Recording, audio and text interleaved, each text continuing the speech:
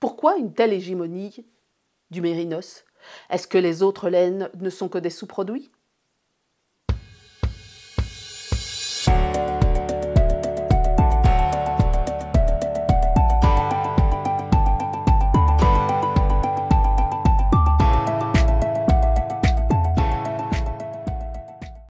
Bonjour à tous, bonjour à toutes, ici c'est Christelle Nioul, Christelle Elka, designer tricot, et ceci n'est pas un podcast. Aujourd'hui, ce ne sera pas un podcast, aujourd'hui je vais m'attarder sur les fibres. Je sais que c'est un sujet que vous aimez, que j'aborde. Quand on pense fibre animale en tricot, en crochet, on pense, première chose, laine. Ensuite, mérinos, et puis éventuellement alpaga, cachemire, soie, etc., etc. Mais pourquoi mérinos? Et pourquoi pas mettre mérinos dans la laine?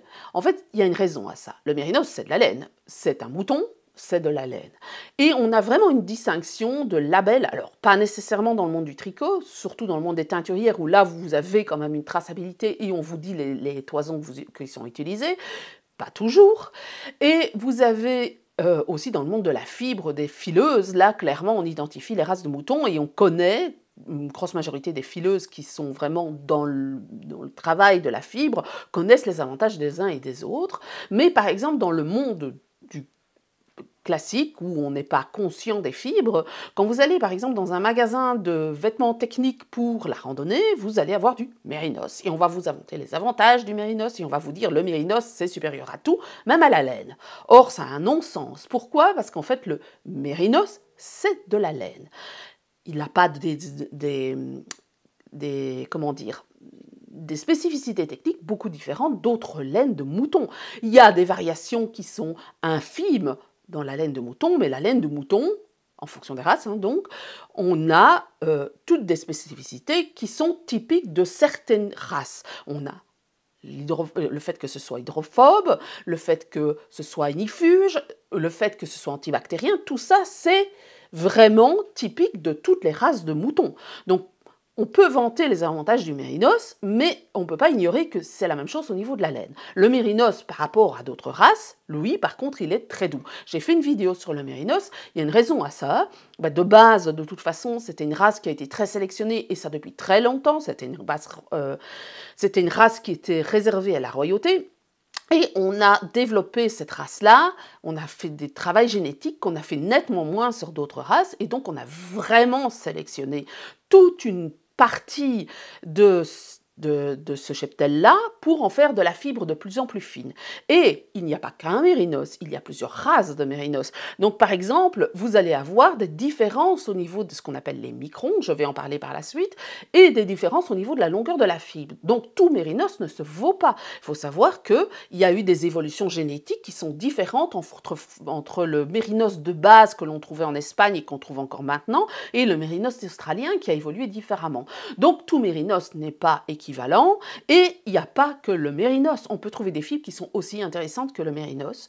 Donc ça vaut la peine quelquefois de se poser des questions, de savoir est-ce que le mérinos sera adapté dans mon cas, parce qu'il faut savoir que c'est une fibre très fine, mais qui est aussi plus fragile que d'autres fibres, parce que intrinsèquement liée à sa structure, il y a une certaine fragilité. C'est une fibre qui va plus vite boulocher que d'autres, parce qu'elle est un peu plus courte. Alors, elle n'est pas aussi courte que le cachemire ou que le chameau, ou que le duvet de chameau, parce qu'on parle surtout de duvet de chameau, mais ça reste quand même plus court que certaines autres fibres. Donc, il faut le savoir. Et puis, elle est plus fine, donc plus fragile. Alors, comment est-ce qu'on détermine la qualité d'une fibre? On va déterminer d'une toison de mouton, on va déterminer en fonction de l'épaisseur de la fibre et de la longueur de la fibre. C'est ce qui va déterminer la façon dont on va travailler le filage. Alors, quand vous regardez au niveau mérinos, vous avez comme information que c'est 11,5 à 25. C'est très très large. 11,5, je n'en ai jamais vu, très honnêtement. Jamais, jamais. Donc je ne sais pas d'où tient cette donnée, parce que majoritairement tous les mérinos que j'ai pu travailler, ils étaient dans les 18, 20, voire 22. C'est ce que j'ai trouvé majoritairement. J'en ai trouvé du plus fin, mais 11,5, jamais. C'est proche de la vigogne, c'est plus fin que le cachemire, ça ne m'est jamais arrivé. J'ai déjà travaillé du mérinos italien qui était sur du 17 dans ces eaux-là, 16, 17. Donc, Il y a vraiment une sélection génétique. Maintenant, il y a plein de races de mérinos. Il y a le mérinos, il y a le rambouillet, le fameux rambouillet qui est ce mérinos qui a été amené et qui a été offert par la royauté espagnole à Louis XIV ou Louis XV, je ne sais plus, enfin un des Louis en tout cas, ça a été offert. Et donc, il est arrivé en France. Ce fameux mérinos de Rambouillet est resté. Le mérinos de Rambouillet, c'est une race qui a relativement peu évolué. Enfin, est-ce qu'on peut appeler ça de l'évolution? Non, on l'a peu modifié génétiquement. Puis vous avez le Delaine, qui est surtout aux États-Unis. Vous avez le Saxon et ce genre de choses. Donc, je peux vous dire, par exemple, le Rambouillet, c'est 18 à 24 microns. Alors, je vais regarder mon écran parce que je ne retiens pas nécessairement. Le mérinos d'Arles, qui est un mouton qui est proche de l'Espagne et qui est vraiment aussi fait partie des races qui sont vraiment d'origine, parce que le mérinos n'est pas australien ni sud-africain, le mérinos il est espagnol. Enfin, à la base, pas que d'Espagne, hein. On va parler du bassin méditerranéen, mais ça ne vient pas de l'autre bout du monde. Donc le mérinos d'Arles, c'est 16 à 23. En moyenne 21. Le dévouillet, c'est 18 à 24. Le Delaine, c'est 17 à 22. Alors il y a aussi ce qu'on appelle le mérinos de Tasmanie, pas le diable de Tasmanie. Le mérinos de Tasmanie et le mérinos sud-australien. Donc vous voyez bien qu'il y a plein de mérinos, et évidemment les mérinos d'Australie, étant donné que c'est leur business, eh bien ils ont fait de la sélection génétique pour avoir une fibre plus ou moins fine. Alors, tous les mérinos ne sont pas excessivement fins venant d'Australie. Il y a du mérinos qui est plus grossier, mais c'est comme dans l'alpaga, en fonction de l'âge de l'animal, en fonction de la sélection génétique, de si c'est un mâle, si c'est une femelle d'1 an, etc. L'épaisseur de la fibre ne va pas avoir la même. C'est logique, c'est l'évolution. Donc, on ne va pas avoir la même qualité au niveau d'une toison de bélier que d'une toison de brebis, par exemple, et d'une brebis allaitante, par exemple, ça va être différent. Donc, voilà, le mérinos, il y a cette dimension que c'est une fibre intéressante parce qu'elle est fine, mais aussi il y a l'hégémonie commerciale. L'hégémonie commerciale qui fait qu'on a inondé le marché avec du mérinos et qu'on a oublié toutes les autres fibres. Or, toutes les autres fibres sont si intéressantes. Et la laine, on ne l'utilise pas que pour des textiles, on peut l'utiliser pour plein d'autres choses. Et textile ne veut pas nécessairement dire vêtements bébé. Textile, ça peut être une veste extérieure. Nous, en Europe, on a un peu perdu ça, mais par exemple, les Anglais, ils utilisent des fibres qui sont beaucoup plus dures au toucher, mais qui vont utiliser pour faire des vestes extérieures ou pour faire du tweed. Parce que la laine, c'est pas que du tricot ou du crochet, ça peut être aussi du tissage, ça peut être de la laine foulée, ça peut être de la laine utilisée pour l'isolation. Donc il y a toute cette dimension-là qu'il ne faut pas oublier. Donc aujourd'hui, je vais vous parler de 3 races de moutons. Alors, c'est vraiment très partiel ce que je vais vous dire, parce que forcément, il y a plus de 1000 races de moutons, donc je ne peux pas vous aborder 1000 races de moutons au risque de faire une vidéo qui va durer 120 heures. Donc j'ai sélectionné 3 races de moutons, 3 races que vous allez trouver en salon et que vous allez trouver facilement en France, en Belgique et même pas nécessairement au Canada. Pourquoi? Vous verrez pourquoi. Donc je vais parler de ma laine. Alors, je vais parler de ma laine, pourquoi? Parce que c'est une race spécifique française, mais je vais parler de 2 autres laines que vous trouvez facilement sur le marché, et notamment en France et en Europe en général, et aussi au Canada, pas les 3, mais certainement 2. Une chose que je n'ai pas spécifiée, c'est qu'est-ce que veut dire laine sur une étiquette. Donc vous achetez une laine, par exemple une pelote de fil marquée 75% laine, 25% nylon. Mais la laine, en fait, ce sont des toisons mélangées. Donc, en fait, on mélange toutes les races et voilà, ça va faire de la laine de mouton, mais on ne sait pas très bien et on ne va pas mettre en avant plus ou moins certaines races. Donc, quand c'est marqué laine, vous ne savez pas quelle race c'est et c'est probablement des laines qui ont été achetées et mélangées dans les batchs, certainement pas aussi triées qu'on le fait quand personnellement, moi, je vais sur un chantier de tri où je fais très attention à ne pas prendre la laine du cou, la laine des pattes, la laine de l'arrière-train et à vraiment sélectionner la plus fine. Là, il n'y a pas ce travail-là. Il y a un travail grossier, mais beaucoup moins pointu. Donc, par contre, en Australie, sur le mérinos, il va y avoir un travail plus pointu de sélection, de tri. Pourquoi? Parce qu'en fait, la laine va partir au textile et ils le savent bien. Donc, plus on trie, plus on est précis, plus on est minutieux au niveau du tri, plus la laine sera correcte. Donc, Voilà, je voulais replacer le contexte de ce que voulait dire laine dans le commerce sur des étiquettes de laine industrielle, ce que vous n'allez pas nécessairement retrouver chez les teinturières. Ça arrive hein, que vous ayez de la laine, mais vous avez d'autres, c'est souvent spécifié quelle est la race de mouton. Alors, je vais parler d'abord de l'Estalen mérinos, donc c'est ma laine, ce qui a servi à faire ceci par exemple. Alors j'ai pris ceci, c'est pas le plus parlant, c'est la coloris smoky, et c'est de la diquée, mais c'est parce que j'aurais besoin d'un truc foncé pour vous montrer la longueur de fibre, parce que sinon vous n'allez rien voir. L'Estalen mérinos, c'est un mouton qui est vraiment très spécifique à la région Alsace-Lorraine et la Sarre allemande. C'est un mouton qui a été développé, c'est un mouton qui est très grand, beaucoup plus grand que certaines races. Quand vous regardez les Estalen mérinos, vous êtes quand même surpris par leur taille. Les béliers font jusqu'à 120 à 130 kg, donc ce sont déjà des belles bêtes, et les femelles font entre 70 et 90 kg. Alors on peut avoir jusqu'à 4,5 kg de toison sur la femelle et 6,5 kg sur le bélier. Ce mouton-là, il a été développé parce qu'il fallait un mouton qui résiste au temps lorrain. Il pleut quand même beaucoup au temps lorrain. Et le mérinos, on sait pertinemment bien qu'il a des problèmes de pied quand il est dans un milieu humide. Ce n'est pas un animal qui survit correctement, si vous voulez, dans un milieu humide. C'est vraiment des animaux qui sont habitués dans un endroit sec, quand il fait très sec. C'est pas pour rien qu'ils survivent super bien en Australie. Ils aiment ça, c'est du temps qui leur convient. Donc forcément, en Lorraine, c'est pas le cas. Alors, l'Estalen mérinos, il a été développé au XVIIIe siècle et il a été, parce qu'on voulait une laine, donc on a commencé à développer ce mouton-là et on a croisé des mérinos qu'on avait amenés en Alsace-Lorraine avec du mouton de Württemberg, mais aussi des moutons allemands, parce qu'il faut savoir que le roi d'Espagne a offert des mérinos à la France, mais il a offert aussi des mérinos à la Prusse. Donc il y a eu aussi un développement du mérinos en Allemagne. Donc on a eu, comme l'Alsace-Lorraine a voyagé entre l'Allemagne et la France, eh bien on a développé cette race en injectant du sang de mérinos français, surtout français, un peu de mérinos allemand et d'un mouton qui s'appelle le mouton de Württemberg, qui est un mouton qui est de la région allemande, et donc pour pouvoir avoir une résistance. Un animal qui, maintenant, sert surtout à la boucherie, mais c'est un animal qui était une très bonne mère, qui a de bonnes capacités au niveau laitier, et qui surtout a une toison très dense et très importante sur son dos, et blanche majoritairement. Vous trouvez de temps en temps des noirs, dans le lot. Par exemple, à la dernière tonte, moi, il y a eu 3-4 toisons, donc ça revient. De manière récessive, on a des noirs qui apparaissent. Mais ce n'est pas comme certaines races où on a un panel de couleurs, on n'a vraiment qu'un mouton blanc.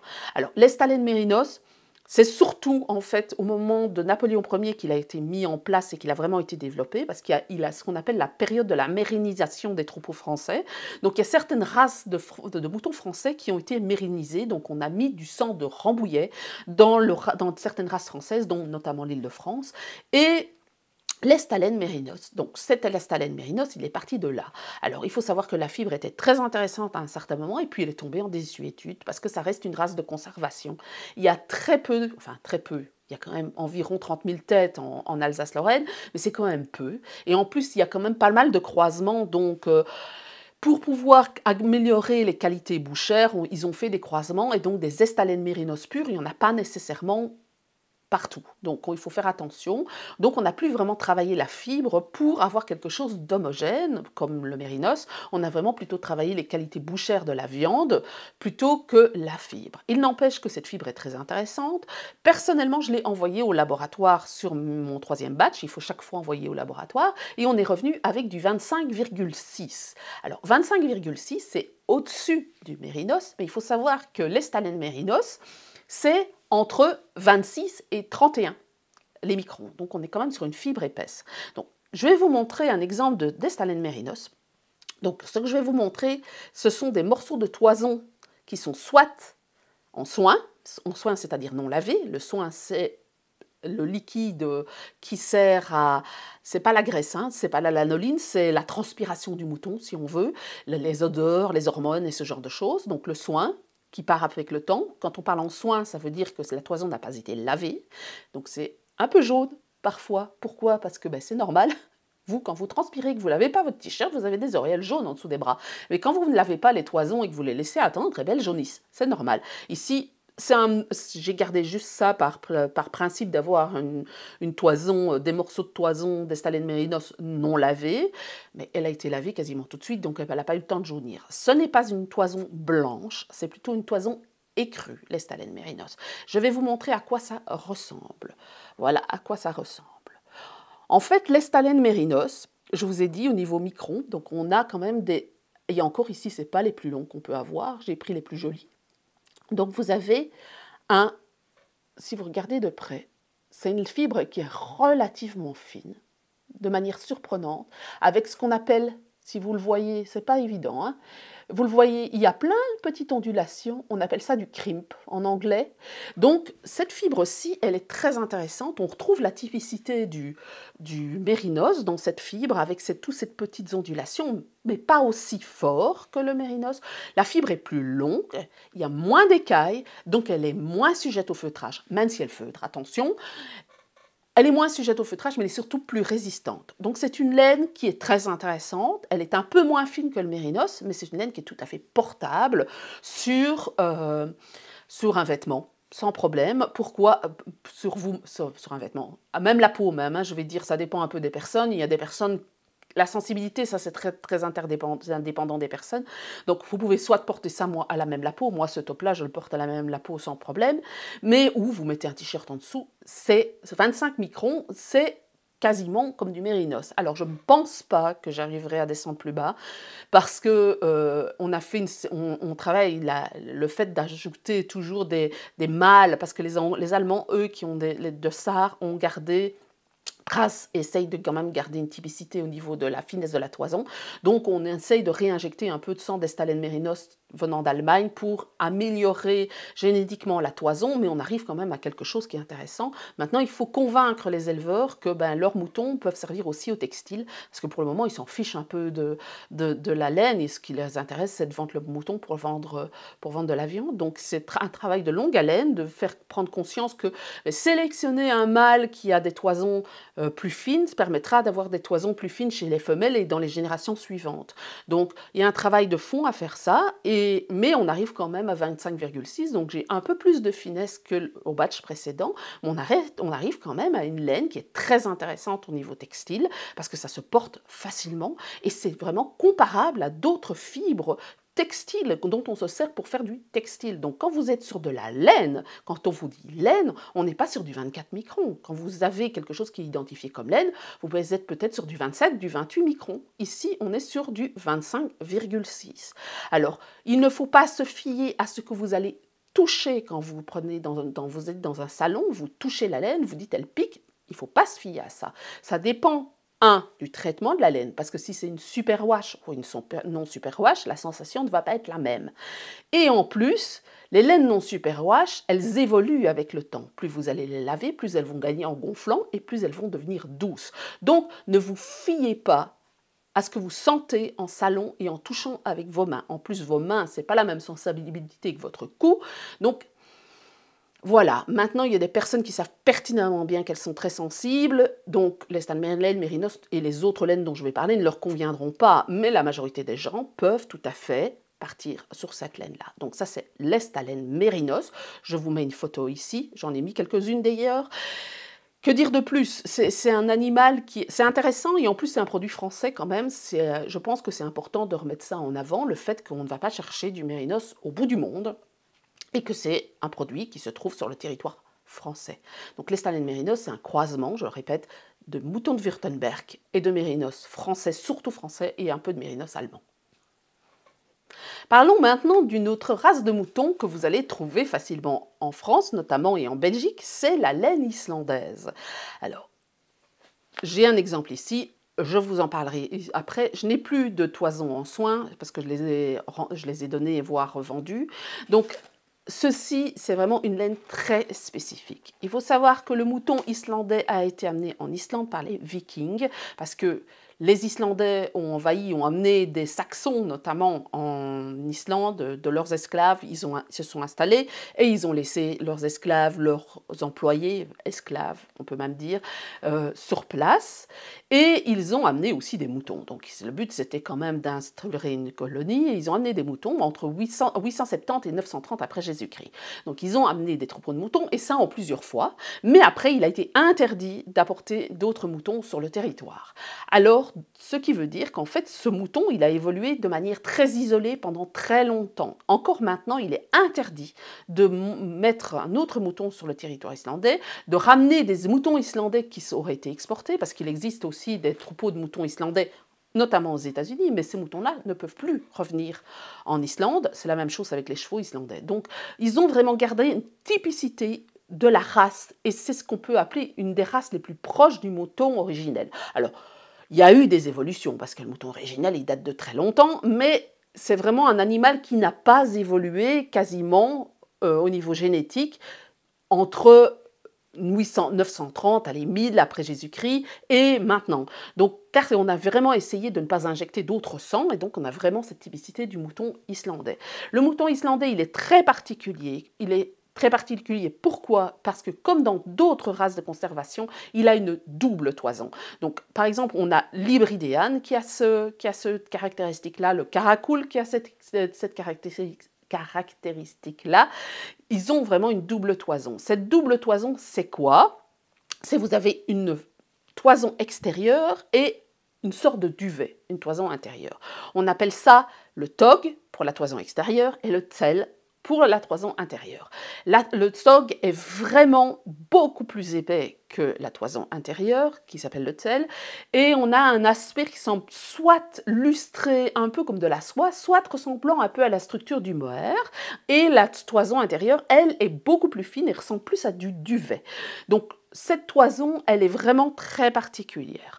Dans le commerce, alors certains font le tri et vont travailler avec des fibres que de toison intérieure, où on va avoir un mélange. Dans le commerce, la marque Istex, qui est la marque la plus connue, qui est la marque islandaise, alors il y a une toute petite mini-filature, il y a aussi, je ne sais plus son nom, mais si vous allez sur le site de Triscott, vous verrez, elle fait des teintures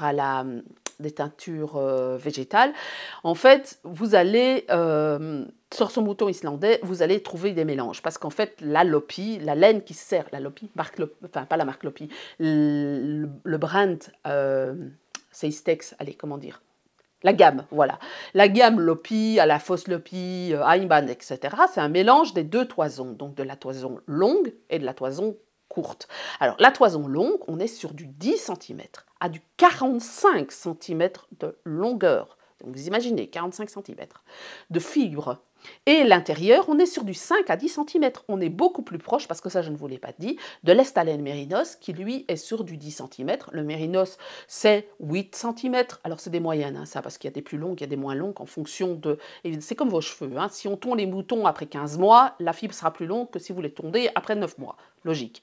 Donc, on est sur des moyennes. L'Estalen mérinos est un peu plus long que le mérinos, mais ici, on n'est vraiment plus du tout sur le même ordre d'idée. On est sur du 10 à 45 cm, tandis que la toison intérieure est plus sur du 5 à 10 cm.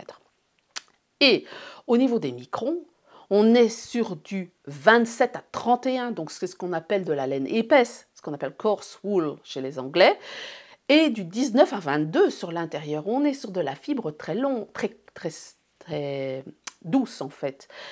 C'est là qu'on se rend compte qu'en fait pour le mérinos, on a eu une sélection génétique parce que tous les moutons avaient une double toison et qu'on a fait quasiment éliminer cette toison extérieure et qu'on a gardé quasiment que la toison du duvet. Donc ça peut vous imaginer un peu les effets que ça peut avoir sur la capacité de gérer l'humidité. Donc le but du manteau extérieur du mouton, donc de cette fameuse toison, c'est justement de résister à l'humidité. Et en fait, elle est vraiment très hydrophobe, cette toison-là. Et l'intérieur, c'est pour garder au chaud. Donc vous imaginez bien que si on est sur une laine très fine, on aura moins de capacité hydrophobe, on en a toujours, hein, ça reste quand même hydrophobe, que sur une toison extérieure beaucoup plus épaisse. Donc déjà là, on a une image de ce que peut donner le fait de je vais me faire un gilet pour sortir à l'extérieur en mérinos et je vais me faire un gilet pour sortir à l'extérieur en laine islandaise. Vous n'allez pas avoir la même gestion de l'humidité. Et en plus, la laine islandaise a des capacités comment dire, pour garder la chaleur un peu plus élevée que le mérinos. Surtout le mérinos superwash. Alors on est sur de l'ordre de l'idée hein, au niveau de la chaleur, mais au niveau de l'humidité, c'est très vrai. C'est vraiment très, très, très vrai. C'est vraiment une laine qui a des grandes capacités hydrophobes, la laine islandaise. Alors, je vous montre ici. Ça, c'est ce qu'on appelle une nappe. Et vous avez ici, je tire. Voilà. Alors ici, j'ai quand même relativement peu de fibres longues, mais on a un mélange. Alors je ne peux pas, c'est impossible pour moi de vous imaginer la sensation, parce que quand on file, on n'a pas que le regard, on a aussi le toucher.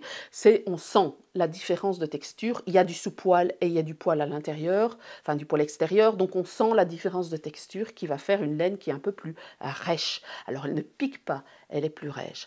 Il faut savoir que la fibre islandaise, il n'y a pas énormément d'écailles, ce qui fait qu'elle semble un peu plus rêche elle est plus rêche, soyons honnêtes, que la fibre de mérinos, mais elle ne pique pas, parce que ce qui pique souvent et qui fait que ça pique, la sensibilité, mais aussi le jarre. Le jarre, c'est comme vos cils, en fait. Il y a des toisons, des laines de mouton qui sont beaucoup plus jarreuses, qu'on appelle plus jarreuses, par exemple le roux ardennais, où vous avez des petits bouts de laine qui sont très durs, et ça pique. Et c'est pas possible d'enlever parce que ça fait partie de la toison en elle-même, et donc un roux ardennais, ça va être très difficile à porter sur la peau. Donc, le mouton islandais, vous allez avoir cette fibre très particulière de mélange de togg et de tell qui va être assez, comment dire, gonflante, mais un peu piquante. La laine islandaise, les fameux lopi, les fameux lopapesa, donc ces fameux piles avec un empiècement circulaire, ce sont des choses qui tiennent beaucoup dans le temps. La laine islandaise, elle fait très bien, par contre, elle est très résistante. C'est dû à sa longueur de fibre. Il n'y a rien à faire, plus la fibre est longue, plus elle résiste, moins elle a d'écailles, moins elle est fragile, moins elle est fine, moins elle est fragile. Donc, les lopis, j'en ai vu qui avaient 40 ans. Donc, c'est pas un souci. Et en plus, comme elle feutre, l'avantage d'utiliser un lopi, c'est qu'à partir d'un certain moment, à force de porter ce lopi, pas à même la peau, même si mon fils l'a porté à même la peau, c'est que ça finit par se patiner. Et donc, vous allez avoir une couche intérieure qui est feutrée. Les motifs sont... Le lopi de mon mari, il est tout feutré à l'intérieur, parce que ça fait plus de 10 ans qu'il le porte. Et à l'extérieur, il reste quand même très intact, mais l'intérieur, vous avez un peu comme une laine pas bouillie, mais c'est une laine feutrée, semi-feutrée, on va dire. Et donc, vous n'avez plus vraiment cette sensation que c'est rêche. Évidemment, lui, il ne porte pas ça à même la peau et il arrive à le supporter sans problème. Donc ça, c'est quelque chose qui est très intéressant parce qu'en plus, vous pouvez tricoter ça en simple, en double, en triple. Et vous avez quelque chose qui vous permet de vous isoler vraiment du froid. On en a fait l'expérience, par moins 20, avec un lopi, on n'a pas spécialement froid. On peut sortir avec moins 20, il faut mettre des gants, un bonnet, tout ce que vous voulez, mais on peut sortir par moins 20 et on n'a pas spécialement froid. Donc c'est vraiment une laine très intéressante. La laine islandaise, ça vaut le coup de l'essayer. Elle n'est pas très chère en plus.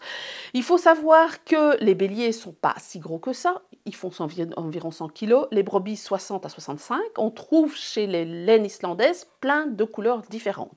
Du gris, du brun, du blanc, du beige, du gris très clair, du gris foncé. Voilà, vous aurez ça, les moutons islandais, plus que chez les moutons mérinos où vous trouvez majoritairement du blanc. Donc on n'a pas fait de sélection, donc on a plusieurs couleurs dans le cas de la laine islandaise. Il faut savoir aussi que ce sont des moutons qui ne sont pas élevés dans des bergeries, ce sont des moutons qu'on laisse en liberté. Donc quand vous allez en Islande, c'est comme en Écosse, vous rencontrez des moutons partout parce que les moutons se baladent dans le pays. Voilà, ils sont lâchés et on les rassemble une fois par an, ça s'appelle le rétire. C'est pour pouvoir ramener les moutons, parce qu'en hiver il fait très froid, on ramène les moutons à la bergerie, mais les moutons en été et au printemps, ils sont lâchés dans la nature. Et il y a une sélection, il y a une association qui s'appelle Leadership et pas leadership, mais leadership, en fait, on constate qu'il y a certains moutons qui ont vraiment un caractère de leader, qui ont un caractère de protecteur, et ils essayent de garder ça de génération en génération, parce que c'est le mouton qui va tenir, qui va être un peu plus vigilant, qui va protéger un peu plus le troupeau. Et comme ce sont des animaux qui ne sont pas en bergerie, pas avec des patous non plus, et bien forcément, il y a des prédateurs, hein, il n'y a rien à faire, ou ils tombent d'une falaise, ça arrive, donc c'est le genre de mouton qui va protéger le troupeau. Donc que dire de plus sur la laine islandaise? Vous allez trouver surtout la marque Istex et il y a plusieurs qualités. Donc il y a de la laine qui est filée en un brin qui est de l'équivalent Dickey, de l'équivalent worsted, de l'équivalent bulky, mais vous avez aussi ce qu'on appelle les galettes. Vous ne trouverez pas ça que ça pour la laine islandaise, mais majoritairement au départ, moi je ne voyais ça que chez la laine islandaise. Maintenant vous avez la Manchelopi et vous avez aussi la Nutiden qui fait ça. C'est un préfilé, c'est-à-dire que c'est un fil qui a très peu de retors. Donc, vous allez devoir apprendre à gérer votre tension quand vous tricotez. Elle n'est pas super simple à travailler, la plotlopie, mais ça permet d'avoir un rendu vraiment très fini. Au niveau des motifs, vous avez vraiment un très joli fondu en plotlopie, soit vous la tricotez seule, en double ou en triple, pour avoir l'équivalent de l'Alafoss par exemple, ou de la Letlopi. Donc la plotlopie, elle est très intéressante. Maintenant, on ferait ça avec du mérinos très court, une fibre très courte, ça fonctionnerait quand même moins bien. Alors la Manchelopi, c'est quand même du mérinos, mais c'est pas de la fibre aussi courte que ça, donc on arrive à avoir quand même quelque chose qui se tient un peu, on a à peine de retors, c'est une laine, vous tirez dessus, ça se défait, tout simplement. C'est ce qu'on appelle un préfilé. Donc, il faut vraiment adapter votre façon de tricoter. Il ne faut pas tricoter serré parce que sinon vous cassez, vous n'avancez jamais. Donc ça, c'est vraiment la spécificité de la laine islandaise, c'est de tricoter en galette. Et majoritairement, des tricoteuses, notamment de la Hand Knitting Association, elles tricotent avec des galettes. Donc les patrons que vous allez trouver, ce sont des patrons qui vont être faits non pas avec des plots, mais avec des galettes. Une petite chose que j'ai oublié de dire pour la laine islandaise, c'est que si vous n'êtes pas à l'aise du tout de porter ça, vous pouvez utiliser ce qu'on appelle un après-shampoing. Istex a développé un après-shampoing pour mettre après lavage, pour rendre la laine un petit peu plus souple. J'en ai jamais utilisé, donc je ne peux pas vous faire de retour sur le sujet, mais ça existe. Passons à une autre race de mouton qui est très connue et que vous allez retrouver notamment chez les teinturières, c'est le Blue-Faced Leicester. Le Blue-Faced Leicester, c'est une race anglaise et qui a été développée relativement récemment. Et elle a été développée récemment, pourquoi? Parce qu'en fait, ils voulaient s'en servir pour faire des croisements, ce qu'on appelle des mules en anglais, pas les mules comme on connaît, mais des mules. C'est-à-dire, c'est des croisements, on mettait un bélier Blue-Faced Leicester et on injectait du sang de Blue-Faced Leicester dans une autre race. Et donc il y a pas mal de races croisées en Angleterre qui sont à partir du Blue-Faced Leicester. Donc ils ont vraiment essayé de développer une race intéressante récemment pour faire des croisements des mules. Mais on s'est quand même rendu compte que ce mouton, il était très intéressant. Alors pourquoi est-ce qu'on l'appelle Blue-Faced Leicester? C'est en fait une illusion. Il n'est pas bleu, le Blueface, il n'a pas une face bleue, mais il faut savoir que sa toison blanche apparaît grise, voire bleue sur sa face. Pourquoi? Parce que la peau de ce mouton est noire. Donc, là où il y a moins de toison, donc sur la tête notamment, eh bien, vous avez cette impression qu'il est bleu. En fait, il est noir simplement en dessous et la couleur est atténuée par la toison blanche qui est au-dessus. Donc ça, c'est une race qui est une race locale, anglaise, et dont la toison est intéressante. Ça fait partie de ce qu'on appelle les fibres longues chez les toisons anglaises.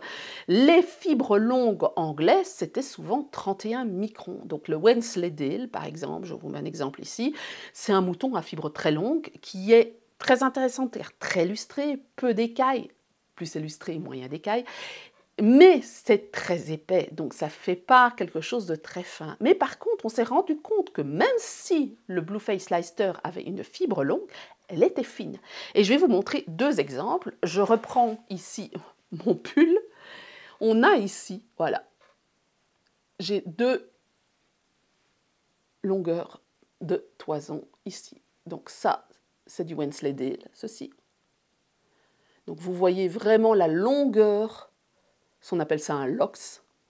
Et ce Wensleydale, en fait, quand on le regarde de près, ce qui sera impossible de vous montrer en vidéo, vous voyez qu'il est vraiment lustré. On le sent. C'est encore en soin, donc forcément c'est jaune. Et ça, c'est du Blue-Faced Leicester. Alors, j'ai pas pris la plus longue, mais la plus jolie. C'est du Blueface Leicester, en LOX aussi. Et on se rend compte qu'en fait, on a quand même ce qu'on appelle des ondulations, beaucoup plus d'ondulations que sur celle-ci. Alors, vous allez retrouver aussi dans celui-ci, dans ces toisons-là, vous allez retrouver des parties où on a des locks comme ici. Mais c'est plus fin. Le Blueface Leicester, on est sur du 24 à 28 microns. Donc on est quand même sur quelque chose d'un peu plus épais que le Mérinos, mais qui est très intéressant au niveau textile.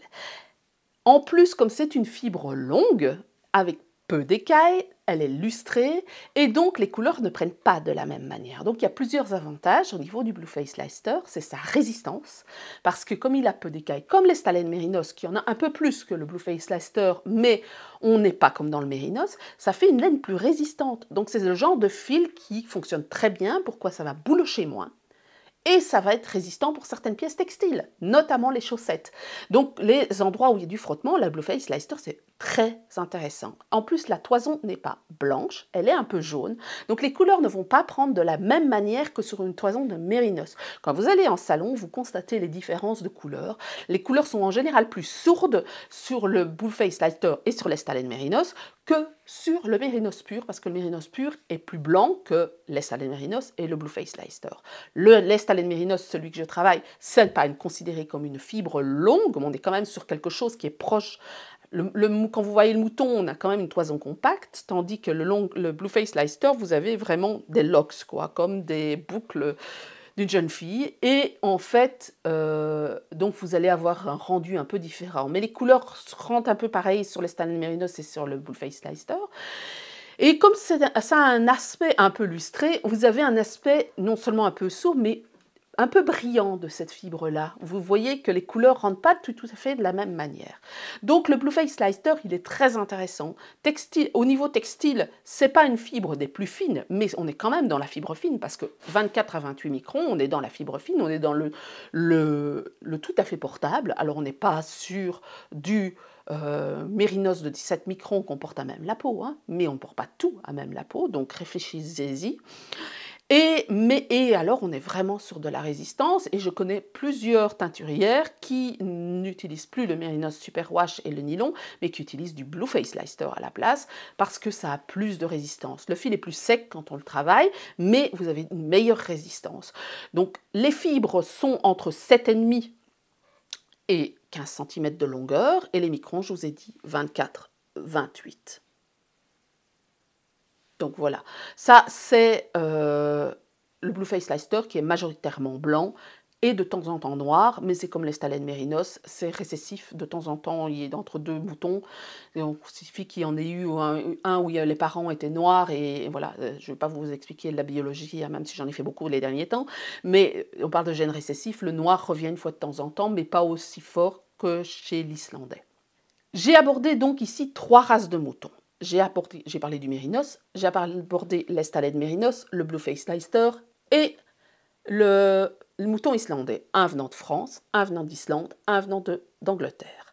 Alors, il existe une multitude d'autres moutons, le Corriedale, le Wensleydale, le Polwart, l'île de France, que sais-je, hein, le Swartbettles, le Texel, voilà, il y a une quantité importante de moutons. Il y a des moutons qui sont en petits troupeaux parce qu'on ne les a pas reproduits et c'est des races de conservation. Et puis il y a des moutons où il y a beaucoup plus de têtes.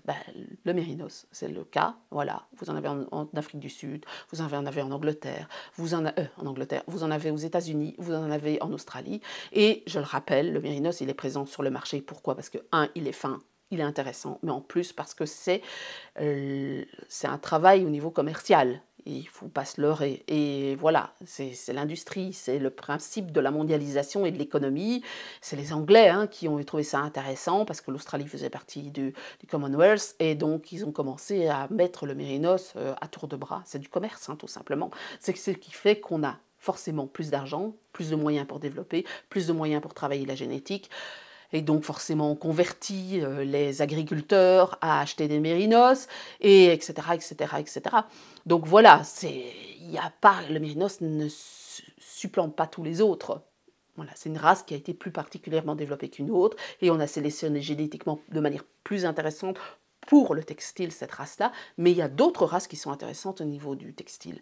Alors il y a, je vous dis, le Blueface Leicester, l'Islandais, j'avais pas le temps de voir d'autres, l'Estalen Mérinos, mais il y a l'Île de France, il y a le Texel, il y a le Zoar Bettels, il y a le Corridel, le Polwart, le Leicester, le Border Leicester.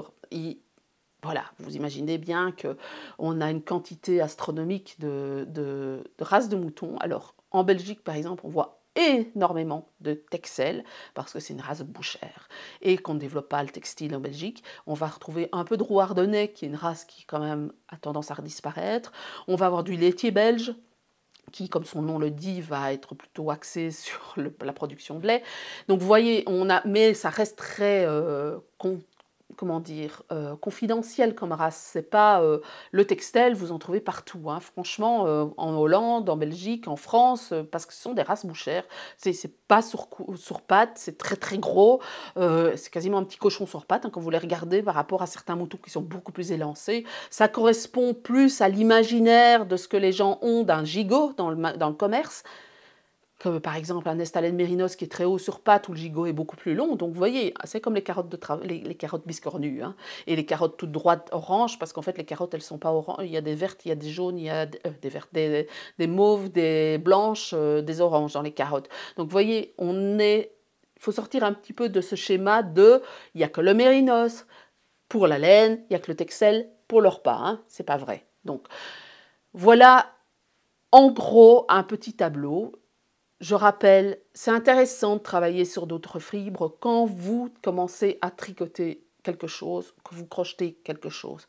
Qu'est-ce que vous avez envie d'avoir comme résultat? Est-ce que vous avez envie d'avoir quelque chose qui est solide? Vous n'allez pas travailler de la même manière une paire de chaussettes que vous allez travailler de la layette. Utiliser du mérinos pour de la layette, c'est on ne peut plus logique. On ne va pas moins utiliser de l'alpaga parce qu'il y a plein de petits poils, par exemple. Par contre, utiliser du mérinos non superwash, sans nylon, pour des chaussettes, ça va être quand même plus compliqué. Donc il y a plein de races de moutons finlandaises, suédoises, norvégiennes, même les Stalled Mérinos, le Blueface Leicester, qui peuvent être tout à fait convenables en 100% pour des chaussettes, alors tricotant serré, hein, c'est important, parce que évidemment tout ça, ce n'est que de la génétique. Je vous ai fait un tableau de telle race a une fibre plus longue, donc elle est plus résistante. Telle race a une fibre plus courte, elle est un peu moins résistante. Mais il n'y a pas que ça. Il faut savoir qu'il y a la fibre, mais il y a aussi le filage. Un fil qui est pas retordu sera moins solide qu'un fil qui est retordu 8 fois. Et un fil cardé sera moins solide qu'un fil peigné. Et un fil cardé sera plus chaud qu'un fil peigné. Donc il y a toute une dimension au niveau de l'ingénierie textile qui est à prendre en compte. Mais lancez-vous, c'est l'occasion de découvrir des races de moutons en outrepassant le ça pique. Parce que ça reste très, très, très personnel et souvent, ce n'est pas des allergies, c'est une sensation et on s'habitue.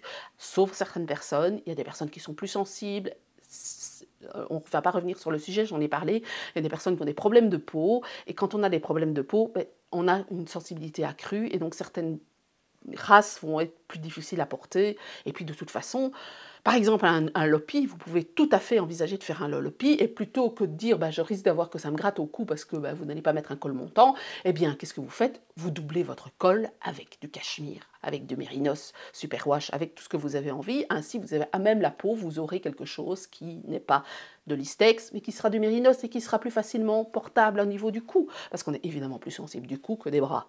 Voilà. Donc, j'espère que cette vidéo vous aura plu, qu'elle n'a pas été trop brouillon.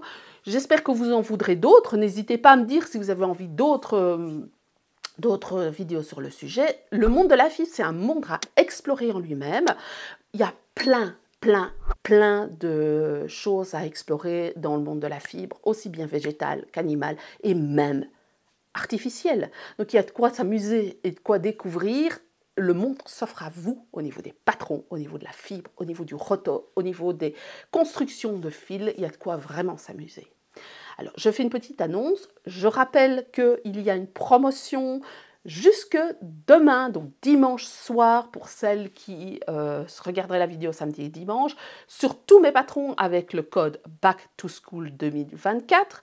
Et J'ai lancé, ici vous avez l'écharpe du calendrier de l'Avent, je vous la montre. Il n'y a pas de raison de ne pas vous la montrer parce que ce n'est pas un secret. Ce qui va être le secret, c'est ce que vous allez découvrir comme fibre, parce qu'ici on parle de travail de fibre artisanale.